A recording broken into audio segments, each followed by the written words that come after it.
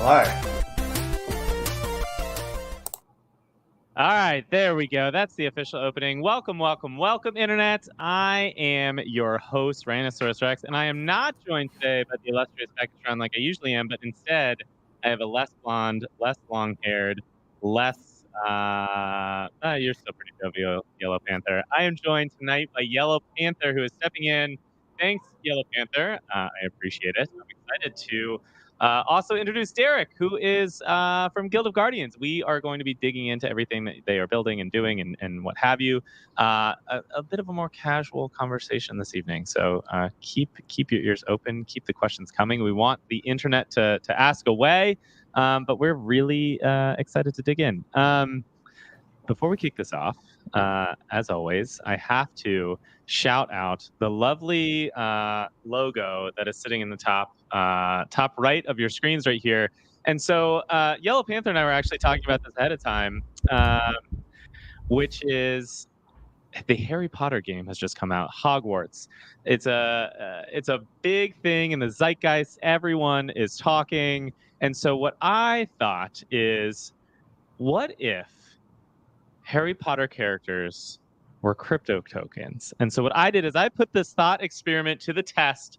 I really dug in and I decided I came up with some fun ideas. So first off, I figured we have the 4 houses, right? Which would kind of be like layer ones in some capacity, right? So we have Gryffindor, Ravenclaw, Hufflepuff, Slytherin. So what I was thinking is Gryffindor, it's very well known, trusted, pioneering, brave against all odds out there.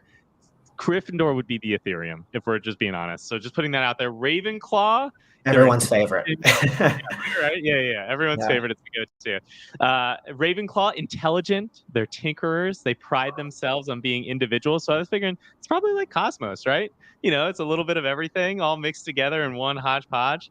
Then you have Hufflepuff, fiercely loyal, hardworking, and trying to do good despite everything that's happening around them. So I figured that was Solana as a good layer one. And then last but not least, Slytherin, ambition above all else.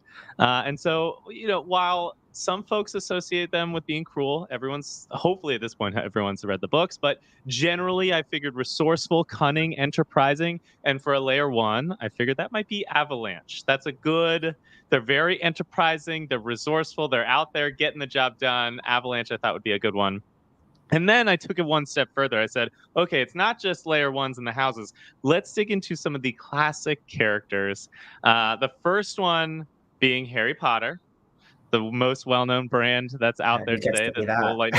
Yeah. So I was thinking probably Polygon and Matic, because they got really good marketing and BD out there. So, it's like Harry Potter's got a lot of good marketing behind him. So I figured that would be a good one.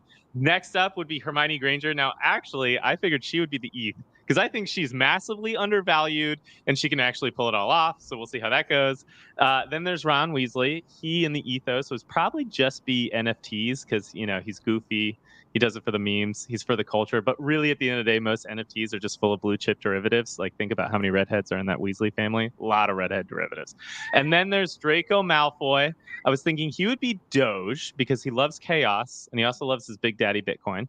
And then Crab and Goyle are his little henchmen, which would be like the Shiba Inu coin and the Akita coin. So, figuring those might fall in there somehow. And then Snape. Now, this is a throwback because he's an older guy, would be Monero, because he's all secretive and he's all hiding in the shadows. Yep. And then Gringotts Bank, if we're just throwing an entity in there, would probably be Aave or Compound or something. Voldemort is definitely Ripple. I don't know, maybe Cardano, because fucking come on. And then last but not least, Dumbledore. Now, this one is going to come as a surprise, because I think that Dumbledore would be the SX token for the fabulous SX.bet organization. As you know, SXBet is the largest blockchain betting platform by both volume and users, with over 225 million in bets since its inception. I bet you'd like SXBet as your Patronus. And unlike traditional centralized betting, SXBet is a decentralized betting exchange that offers peer-to-peer betting, the ability to earn SX tokens as they bet, and even earn by staking their SX. So the Ministry of Magic can never take away what you earn. And you can bet in crypto on major professional sports, esports, crypto, NFTs, and more. not Quidditch yet, but I'm like quickly I'm going to be working on setting up a Quidditch pool. Plus, SXBet flips the script on traditional centralized betting, allowing them to users to own the house, very similar to Dobby, who is a free elf now because he owns a sock. That is the bit. And also through all this research that I did about Harry Potter and what crypto they would be, I learned that there is a Harry Potter token out there, because of course there is. Welcome to crypto. That is the bit. Thank you all for sticking with me and going through that. But hey, thanks for jumping in. What a intro and punchline. Well done. Oh, thank you. Bidding. I tried. All right. I hope they're paying good money for this. You know what? They're paying me to play video games. Because they should be. It's all good money. It's all good money at that point. Yeah. Well, thank you. That's too kind. But Derek, I would love real quick give a quick intro about who you are and what you do on a day to day, and then we'll dive into the good stuff. Have a little conversation. See where this goes.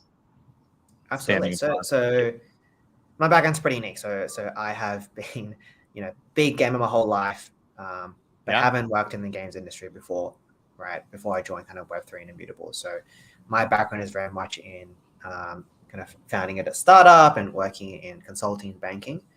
And in 2017, that's when I discovered NFTs, right? And that's when I thought, hey, digital assets is going to be the future. Let's try to learn as much as possible and get involved. And I actually started by getting very involved in the crypto kitty space. One of the few projects that had to do something with them. So following off the back of that, I'm putting on a little background music just to kind of set the mood, because I feel like it's early morning for you, but it's late night for me. I want to feel relaxed. Get ready. Awesome. All right. So awesome. Cool. Continue though. Sorry, didn't mean to interrupt. Yeah, no, all good. And so, 3.5 years ago, I joined Immutable to help them figure out how to add new games to the platform, and specifically try to answer the question of why does blockchain make games better?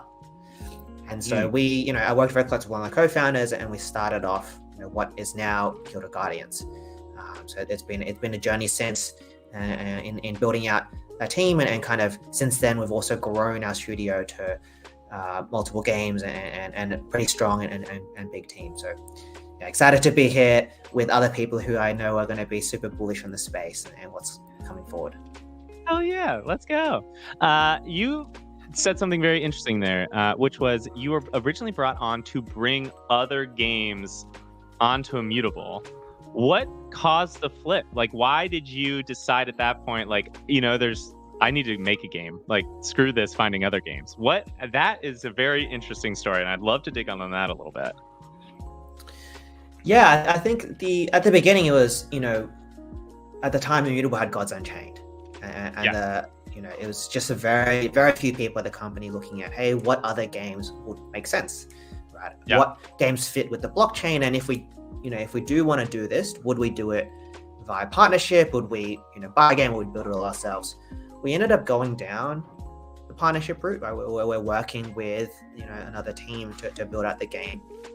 But it is interesting, right? And you think about the more we do partnerships, the more scalable it is for us, but also the less hands-on we get. And I think particularly at this stage of the industry, the more hands-on you get, the more you learn. And there's so much to learn and experiment with right now about how to actually build Web3 games. Nice. All right, that's a really cool origin story.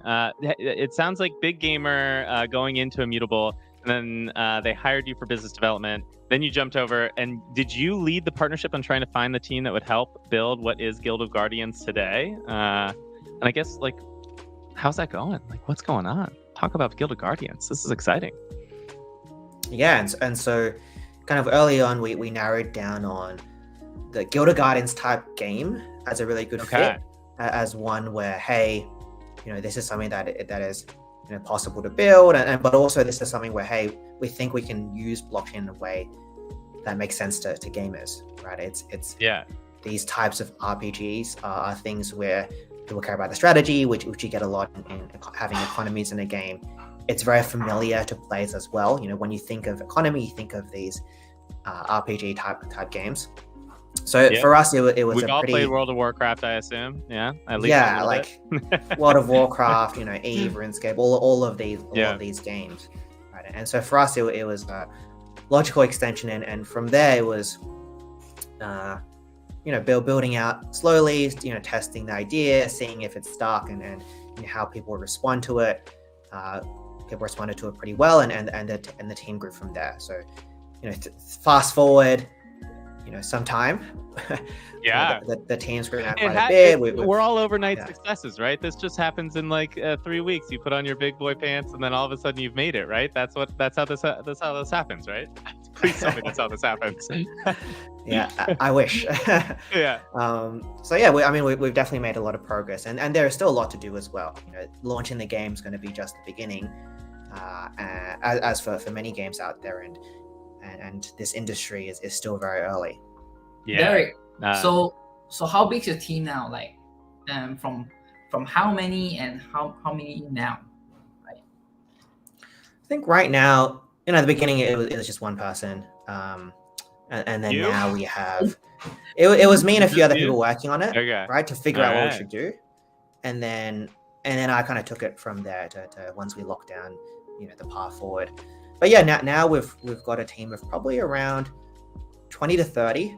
There are some people who self-support across multiple projects, but we've got a pretty strong team in terms of, some people who have a lot of experience building different Web2 games on the creative side, the development side, on the design side, and so on. We have people who are super crypto native and really get the space and bring that fresh perspective to what we can do. And then we have people who just are really good at the different verticals that we need, like, whether it's as a developer, whether it's, looking at brand, or whether it's looking at other things. So we've got a pretty well-rounded team. And our big focus right now is, execution. And delivering. So that is a good, I think that's a good transition point, because I do want to get into execution and delivering, and the thing that you said at the beginning that I'm saving for the end, which is usually a bit of a philosophical, esoteric question, like, what does blockchain actually bring to gaming? Does a game actually need to be Web3 enabled? Those kinds of things. But I usually say those like haughty, esoteric things for the end. So let's talk about Guild of Guardians. Set the stage. I'm a big lore man. I'm a D&D guy at heart, so I need a world to be built for me. I need to understand what I'm diving into. Set the stage for Guild of Guardians. And I'm gonna pull up here. I can pull up the website too while we're doing this, so we can look through, see what we're talking about. And I don't know, just learn about the world. Let's see. Here we go. Pulling it up now. So tell us, Guild of Guardians, spearheading the next frontier of gaming. Talk about it. So, Guild of Guardians is set in a fantasy world. We call it Eldarim.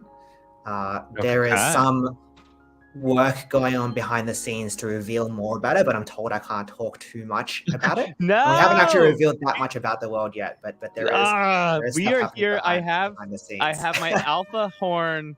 I have it lined up, ready to go. It's the alpha horn is for when alpha is leaked on the show. So let me know if you're ever going to drop it. Yeah, and we can drop my creative and lore team will kill me. But effectively, it's meant to be, fresh and familiar. We want players to very intuitively understand, how the game works, and be able to engage and play with a wide variety of guardians. So players can not only play as humans, but there's all these other factions and classes in the game as well. And then there's different lands within Eldarim which players explore in the form of dungeons. So kind of the first land they explore will have multiple dungeons in it, and they kind of progress throughout the game and the premise of the game is that there's a dread which has taken over the world, right? And so these factions and guardians, which usually fight each other and have been doing so for hundreds of years, are forced to band together to kind of overcome this dread. They don't know where it's coming from exactly, and there's a bit to unpack there, but it's going to be quite interesting to explore, and opens up some pretty big room to grow the world as well. Yo, that is exciting. It's almost like these 4 factions have to become a guild of guardians to protect the world from the encroaching danger that's coming after them. I like the play on words there. Well done. So that's really, really cool. So where are we? I see like in like there's like very small pre-alpha footage that's here. It's like, where are we in the development process? What's coming up? And I know you have like big announcements with like esport teams. So like catch me up on where we are on the roadmap right now. Yeah, so far what we've done is we've been building the game. We have released a pre-alpha, released several demos, and right now we also have kind of some closed testing that we do as well every 2 weeks, just to make sure we're getting feedback on the game. The big focus for us, who's testing? So our team plays every week, but other than that, we invite a few community members to play test as well. Okay. Well, I've been in the Guild of Guardians Discord for a little while. I know Yellow Panther has too. So if you're looking for any testers that are out there that are willing to give this a good run, you're sitting across the Zoom world from two wonderful individuals who would love to do that. Fun fact, I've played every pre-alpha release, so I think three times already since you guys. Serious? Yeah. Yeah. Wow. How is it? Let's give a live review on air. Yellow Panther, you're sitting down with Derek himself. What do you think? Obviously, it's pre-alpha, but then every time they release a new one, it's much more polished than the old one. And obviously, your Guardians have been listening to the community very attentively. So they take a lot of notes and actually implement improvements. So give props to them for that. And community feedback at its finest. Yeah. That's awesome to hear. Wow. Yeah. That's great. And so the big focus for us right now is a lot of iteration, right? Making the game feel really good and going from something which players might be engaged for a day to or a week to something which players can really play for many months or years. So that's kind of one of the big focuses, along with kind of integrating all of the blockchain side. We actually announced IMX Passport recently. Yeah, I saw that. I have a lot of questions. It was a very cool hype video, but I did not know at all what that meant. Effectively, what it means is someone can download the game and play and make an account with their email address, and then start interacting with NFTs. So it's our way of making it as seamless as possible on mobile, especially for people who don't know what a wallet is and they don't want to manage the seed phrase, and it's complicated. We want to expand to millions of people, and that's one of the ways to do it. Yeah, I was testing in a game. I'm not going to name the game on the stream because I tried to give a game review for this game over 4 different days because of how difficult the onboarding experience was. I know it's like I know it's a very early version and everything like that, but it shouldn't take me 4 days to even get into play for the first time. So imagine someone who's not I now do this for a living and I'm committed to trying to give game reviews. Any person in their world who is going to try and spend 4 days logging in and playing your game, that's not going to happen. So I love the simplified user onboarding experience. That is a must-have. But the other thing that I am super keen to learn is, does the passport, I know we're not at all talking about Guild of Guardians right now, is there fiat on-ramps, off-ramps? Is it super simple inside? Does it feel like my Microsoft Xbox account as I'm in there? Talk to me a little bit about that. And I'll try and pull this up on the back end as we're doing that. I think the idea is to be as easy to use as possible, right? And so we want people to be able to have on-ramps and off-ramps. We want people to be able to easily see what's in their vault, right? "Quote unquote" vault, to be able to trade and do other things. And when it first comes out, it's not going to have everything. But over time, the idea is to have more and more integrations with it, which is very exciting to see as well. Yeah. That'll be really, really cool. So you're in pre-alphas, demos and stuff like that. You're building out stuff. There is this cool thing that's dropping soon, which are these esport exclusives. How does that tie into what you're building, and the timeline and the roadmap? Talk to me a bit about this really exciting stuff, because this news blew me away when this happened. Yeah. So we recently announced a partnership with 8 of the world's biggest esport teams. So kind of names that hopefully people have heard of, like Cloud9, Team Liquid, SK, Fnatic, and so on. Yeah. And the idea here really is how can we really, grow Guild of Guardians to millions of people, and how can we better align incentives between these teams and games, right? And we think that this is, a significant partnership, not just in the world of Web3, but just in games generally. It's very rare that you actually see the IP of these esports teams being integrated into a game, and they're very cautious with how they use their brand, for good reason, because that's what a lot of their value comes from.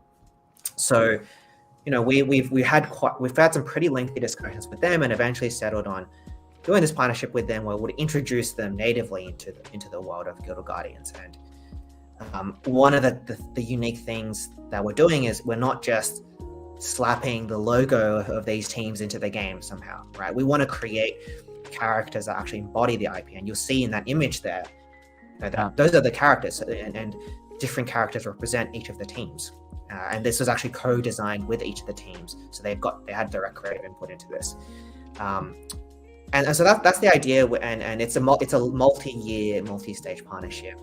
We're starting off by introducing some characters, which will only be available via purchase.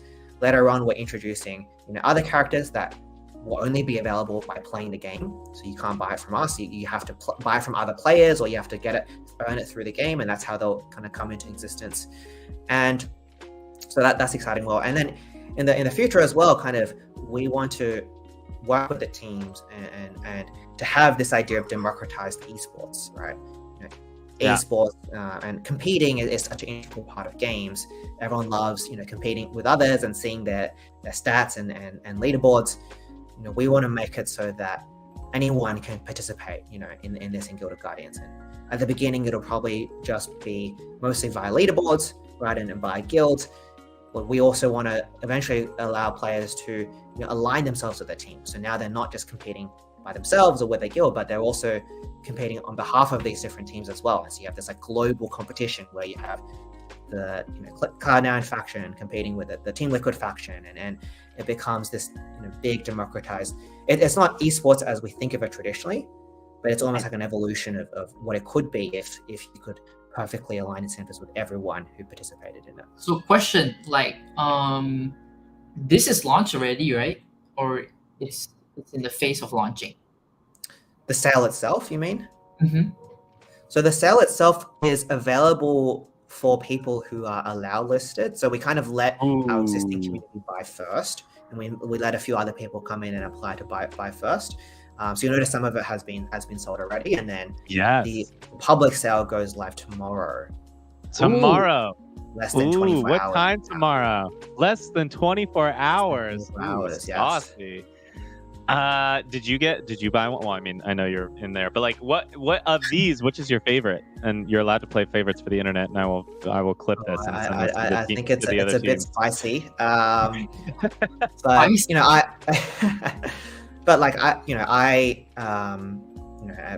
personally just a big fan of esports and kind of have engaged just in my personal time. I really like T1 as a team. Legends, and that's one of my favorites. There's actually going to be some signed jerseys that each of the teams are giving away, and one of my favorite players, Faker, is giving away signed jerseys. As part of this thing, so that is obviously I won't get it, but someone will get that. That is worthy of an air horn for sure. Faker signed jersey. That's so cool. I would. We're so close though. In last year's Worlds. So close. Yeah. So close.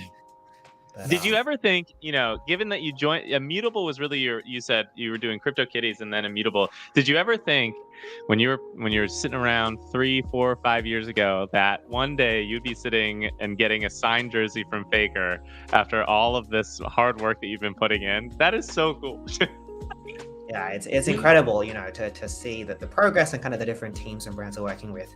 I'm not getting a signed jersey, just to be clear. It's being given away. But it's but cool. yeah, jealous of whoever gets it. Yeah, for sure. Damn, that is super cool. Well, that's awesome. I'm excited. I'm excited. Everyone should go check this out. There's a lot of different teams. There's a lot of cool different characters. It seems like is it just skins on the characters, or is there actually like different like it looks like there's different classes with the skins. Like I see like a necromancer and like a snake looking thing and a monkey barbarian. So these are unique characters. So they're not just reskins of existing characters. They're unique characters. And they themselves come in different kind of chroma variations as well. And so there's like a 1-of-1 mythic, for example, of each character that I believe some of them have been minted already. No way. Damn. Yeah, that's cool. Sick. Well, that's very cool. Everyone go check it out tomorrow. Yeah. You're getting one? Yeah, I'll probably get one. Hey, yeah. Ryan, have you got it yet? Yeah. Did you buy it yet? Please shout me out on Twitter. Do it now. I'll smash that button. As long as everyone here is smashing that subscribe, all right? Every week we're doing shows on YouTube. Smash that subscribe, and I promise I'll smash that buy. I'll connect my wallet. I don't want to give away my wallet on the live stream internet to all you random fogies. I have a question. But all right, ask away. Derek, so I've been like following you guys since the start of my career journey, and I played and supported. So the question for you guys is like, when are you guys launching the beta or like a full alpha? That's the $1 million question, which I think any developer hates to answer. Anyone working in a development studio hates to answer. This is one of the games that I've been waiting for so long. Yeah, you guys won Mobile Game of the Year at Web3 Gamer Awards. Shout out to Icy, by the way, for putting that together. Yes, shout out to that. So we don't want to announce a date right now, and the reason is we want to be, we've announced dates before and they've changed, and we want to be really confident and have a higher confidence before we kind of announce one. So it'll probably end up being announced closer to the actual launch date itself. I wish I could just come out and say, hey, this is what our roadmap is. But is it like 2024? No, not 2024. Okay. But I think, to answer your question, Yellow Panther, we're discussing internally right now, and we're going to try and see what we can share in terms of roadmap. So that's an active discussion, because we know people want clarity, and maybe people are just happy with like, hey, this is the plan, but it might change, right? So we're having some discussion internally what we can share there. Yeah, the bane of every Web3 games experience, right, is when token, and then when the token comes out, when NFT, and then when the NFT drops, when game, and they all expect it to happen within a 3-day period of each other without any sort of development timelines or engineering calendars or schedules. Yeah, I hear you. yeah. And the thing is, like, we're working with some pretty innovative stuff, which opens up a lot of opportunities, but also makes it pretty hard to accurately estimate, right? Like, building with these new technologies. So there's a challenge there as well for a lot of these Web3 developers. Nice. All right, so let's circle back. The one question that you brought up at the very beginning is the one that I always like to save for the end, and we have about 9 minutes left before everyone has to check out. So you asked the question, what does it mean to bring blockchain into video games? Does a game need to have blockchain elements? Does it need to be Web3 enabled? When you were doing this discovery for yourself and then ultimately landing upon Guild of Guardians, how did you answer that question? And why did you answer it that way? I'm curious to hear your thoughts. Yeah, why do games need blockchain? It's a pretty philosophical question, right? Yeah, I know, right? Yeah, I'll be interested to hear both of your takes as well, but I can give mine. Yeah, of course. So my take's probably a little bit, different, I would say, to other people. Okay. So I think ownership and tradability is fundamental, right? Being able to provide that. I think that's definitely an improvement. If you have 2 games that are identical, one of them you actually own and can trade your skins, let's say, that makes sense. Like, it's better for players. But I think that's pretty basic, and I think actually you need more. And we see this in many industries. It's not just a small improvement that makes everyone come over. You need a big improvement. You need like a 5 to 10x improvement. Right. Yeah. So how do we do that, right? And I think my answer to that is we need to. There's two main ways. We need to use blockchain and NFTs to improve the fundamental business model of games. And when I say this, I'm thinking about how do games work with content creators? How do games work with the community? How do games work with esport teams? And we've started to do things across, all of these different verticals to really align incentives to everyone who adds value to a gaming ecosystem, right? That's number one. And the second one is within the game itself. We want to use blockchain in a way that improves the play experience. And the play experience will really vary game by game, right? So for someone who plays, shooting game, they're motivated by very different things to someone who maybe plays an RPG. And so for each game, it's going to be a little bit different, but the goal would be like, how can we make it more fun? How can Web3 make it more fun? So in the example of Guild of Guardians, the idea is, we think the economy adds a lot of strategy to the game. There's a lot more, strategic depth that we want to create through the economy. And actually this matches well with the types of people who play this kind of game where it's like very much about strategy. How do you form your squad? Like, how do you use resources that are limited and make trade-offs, right?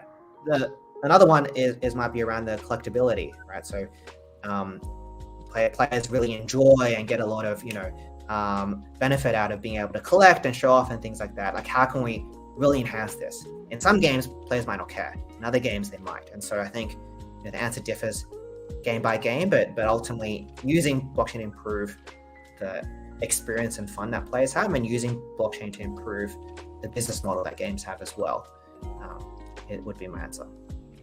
Yeah, I mean, that's a good answer. And I definitely agree, especially like I think it's a really articulate point that you bring up, which is the ownership of in-game assets that's like immutable and on the chain isn't going to stop someone from playing Fortnite and picking up like the Fortnite version of Web3.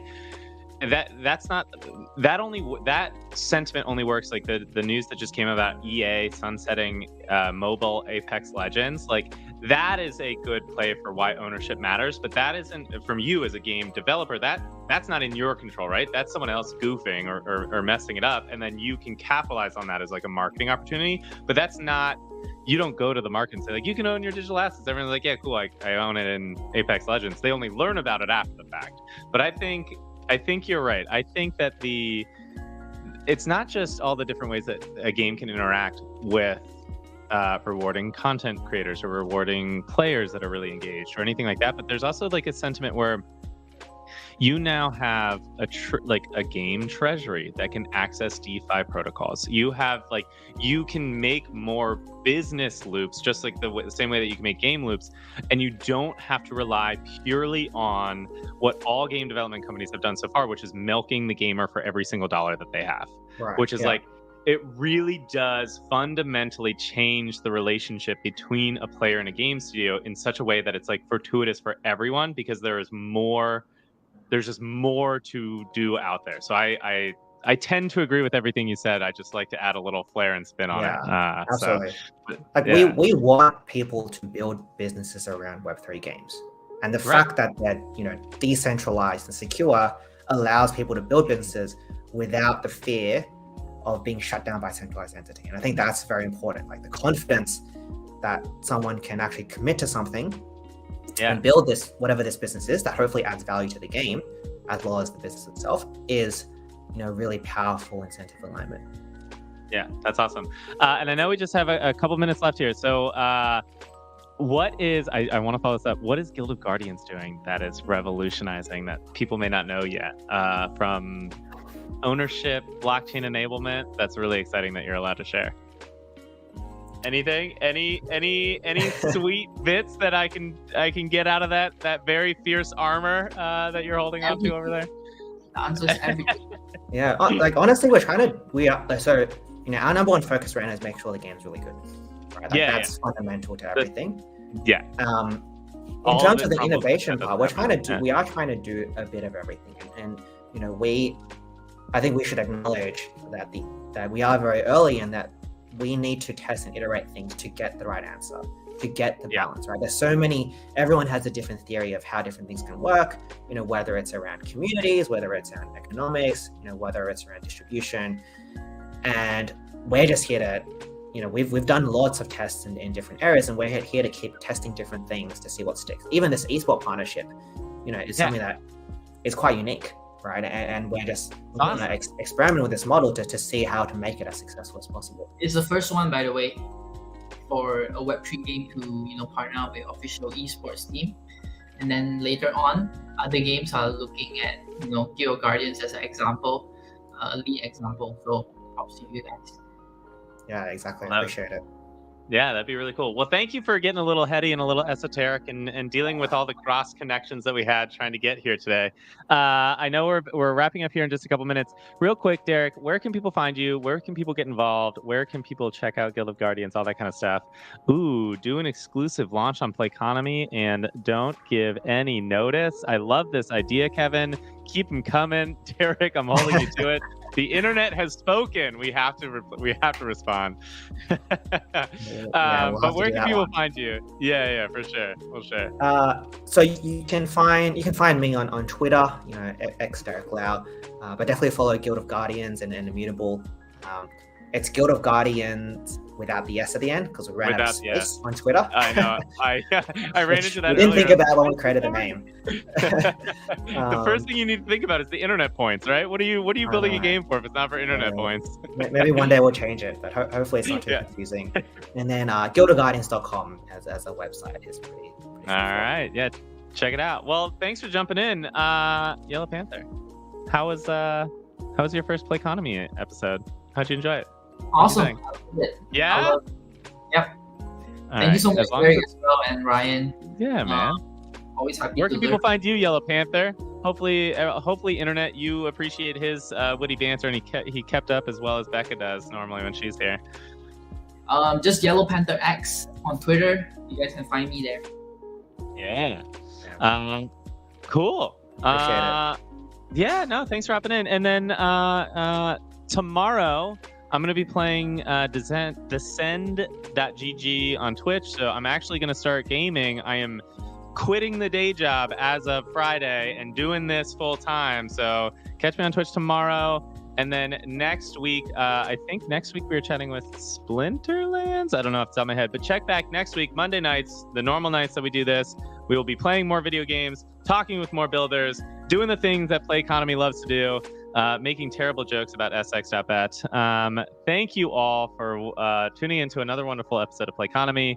I love you all, each individually and equally, very much unlike my children. Y'all have a great night. It's been real. Yeah. Later.